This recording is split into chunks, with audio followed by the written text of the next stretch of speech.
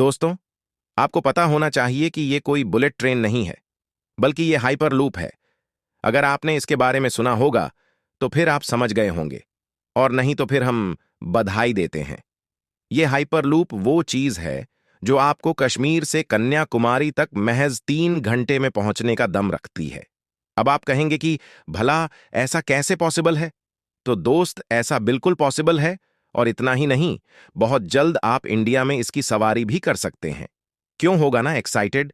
तो क्या है ये हाइपरलूप की इस टेक्नोलॉजी पर काम करती है, और भारत में कब तक शुरू होगी इसकी सर्विस? ये सारी इंफॉर्मेशन अगर आप लेना चाहते हैं तो इस वीडियो को अंत तक देखना, मजा आ जाएगा। तो चलिए चलते हैं हाइपरलूप के इस सफर पर। और अब तक अगर आपने हमारे चैनल को सब्सक्राइब नहीं किया तो दबा दीजिए। तो हाइपरलूप टेक्नोलॉजी को याद करने का क्रेडिट हमारे एलान मस्क भैया हो जाता है। इस टेक्नोलॉजी का हाइपरलूप नाम इसलिए दिया गया क्योंकि इसमें ट्रैवलिंग एक लूप के जरिए होती है। ये देखने में कैप्सूल की तरह होती है। इसकी और इसकी स्पीड 1000 से 3000 किलोमीटर प्रति घंटा है दोस्तों। क्यों ना पहले भारत में हाइपरलूप की स्थिति क्या है, इसे जान लिया जाए। आपको बता दें कि इंडियन रेलवे ने आईआईटी मद्रास के साथ मिलकर हाइपरलूप पर काम शुरू कर दिया। यानी भारत में आप स्वदेशी हाइपरलूप की सवारी का मजा ले पाएंगे। इस ट्रेन की रफ्तार के सामने बुलेट ट्रेन भी फेल है, शायद आपको पता ना होगा। लेकिन इस प्रोजेक्ट पर 2017 से ही मद्रास आईआईटी के 70 छात्रों की टीम काम कर रही है। देश में हाइपरलूप ट्रेन सबसे पहले मुंबई से पुणे के बीच चलाई जाएगी।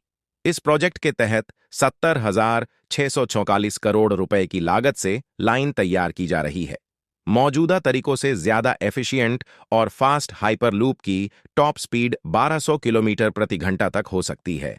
हवाई जहाज से भी तेज रफ्तार से चलने वाली हाइपरलूप की शुरुआत के लिए महाराष्ट्र सरकार द्वारा वर्जन हाइपरलूप वैन कंपनी को मुंबई से पुणे के बीच शुरू करने की मंजूरी दी गई है। कंपनी के मुताबिक मुंबई से पुणे के वाकड स्टेशन तक कुल 117 किलोमीटर लंबी ये लाइन बनाई जाएगी, और इस प्रोजेक्ट को पूरा होने में 7 साल लगेंगे।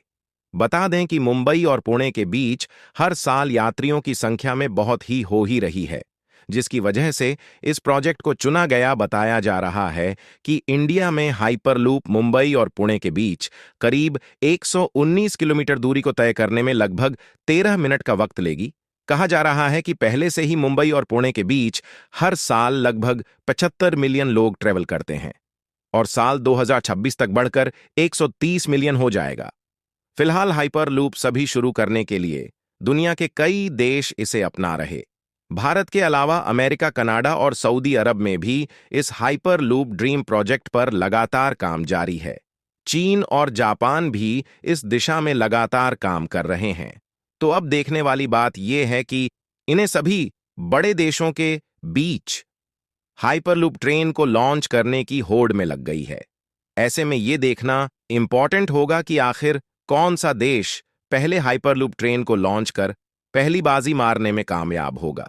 ये तो आने वाला समय बताएगा, लेकिन जिस तरह से भारतीय वैज्ञानिकों ने हाइपरलूप पर जब से कम करना शुरू किया है, तब से अब तक करने में लगाई जा रही है कि भारत में इस प्रोजेक्ट को सबसे पहले लॉन्च किया जा सकता है, क्योंकि भारत ने कई दूसरे देशों के साथ मिलकर हाइपरलूप ट्रेन के सभी पार्ट्स को मेक इन इंडिया के तहत बनाने के लिए अब तेजी से इस बार कम करना शुरू कर दिया है। दोस्तों, दुनिया में इकोनॉमी सिक्योरिटी को बेहतर बनाने के लिए हमें कम समय लगने वाले तेज रफ्तार वाले ट्रांसपोर्ट की जरूरत तो है ही। इसके लिए बार बार आधुनिक टेक्नोलॉजी में बदलाव होता भी रहा है, जिसे हम कम मेहनत और कम समय में किसी भी काम को पूरा सकते हैं। ऐसे में हाइपरलूप के इन्वेंशन से हम हवाई जहाज से भी तेज रफ्तार से ट्रेवल कर सकते हैं। हाइपरलूप के सबसे बड़ा फायदा यह है, ये कम समय लेती है, जो इकोनॉमी को तेजी से बढ़ाने में कारगर होगी। ये अल्ट्रा और एनर्जी पर काम करती है। अब जैसा कि हमने आपको पहले ही बताया कि हाइपरलूप टेक्नोलॉजी कैप्सूल के एक सेब के आकार में इसका ड्रैगन होता है। इसमें यात्रियों को या फिर कार्गो जो है, इसमें डाल दिया जाता है और बैठाकर हाइट पर हाइपरलूप को ट्रांसपेरेंट पाइप पर चलाया जाता है।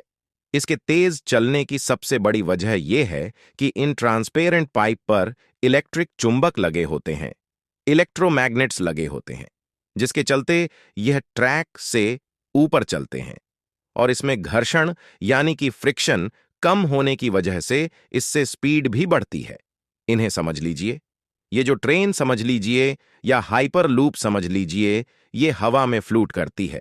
इलेक्ट्रोमैग्नेटिक चुंबकों के प्रभाव की वजह से हाइपर लूप में लगे बर्ड्स, जिसमें यात्री बैठते हैं, जिसे हम कैप्सूल खा रहे हैं, इसमें कम दबाव वाली ट्यूब में इलेक्ट्रिक चुंबक के जरिए, इलेक्ट्रोमैग्नेट की जरिए इसमें हाई स्पीड दी जाती है। दरअसल ट्यूब की पत्रियां में वैक्यूम क्रिएट किया जाता है, लेकिन यह पूरी तरह से एयर फ्री नहीं होता, बल्कि अंदर कम दबाव वाली हवा होती है। एयर ट्यूब के जरिए चलने वाली ज्यादातर चीजों को नहीं चलाने के लिए हवा को कंप्रेस करना पड़ता, जिसे हवा की एक पतली लेयर बनती है, तो किसी भी चीज को धीमा कर देती है। लेकिन हाइपरलूप में कैप्सूल के सामने कंप्रेसर पंखा होगा, जो हवा को कैप्सूल के पिछले हिस्से में भेजेगा, लेकिन ज्यादातर हवा को एयर वायरिंग में भेजा जाएगा। आपको बता दें, एयर वायरिंग में इसकी जैसे पैरेल्स होते हैं, जो घर्षण को, फ्रिक्शन को कम करने के लिए ट्यूब की सतह के ऊपर क्या कैप्सूल हवा में उठा रहते हैं। ट्यूब ट्रैक को इस तरह से डिजाइन किया गया है कि वो सीजनल इवेंट्स और भूकंप के लिए रेजिस्टेंस का काम करता है। इस ट्यूब को जमीन से ऊपर उठा के रखते हैं। उनमें छोटा सा फूड प्रिंट होता है, जब भूकंप के समय में वो झुक सकता है, क्योंकि हर एक पार्ट लरसीले ढंग से ट्रेन जहाज के चारों ओर घूम सकते हैं, क्योंकि हाइपर लूप में कोई स्टेबल ट्रैक नहीं होता जिस पर कैप्सूल आगे बढ़ सकता।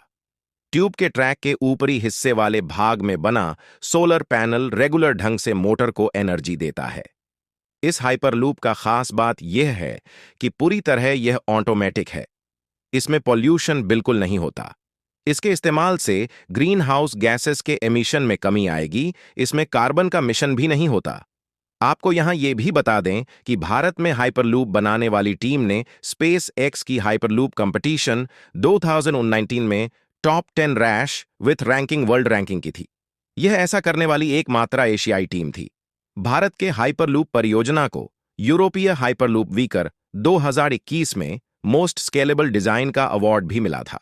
आपको यह भी जान लेना चाहिए कि अमेरिका के लॉस वेगास ने पहली बार वर्जिन हाइपरलूप पर इंसानों को बैठक ट्रायल किया। क्या यह ट्रायल इस तकनीक को इंसानों के इस्तेमाल के लिए शुरू करने की दिशा में एक बहुत इंपॉर्टेंट कदम माना जा सकता है। यह ट्रायल 160 किलोमीटर प्रति घंटे की रफ्तार से चल सकती है।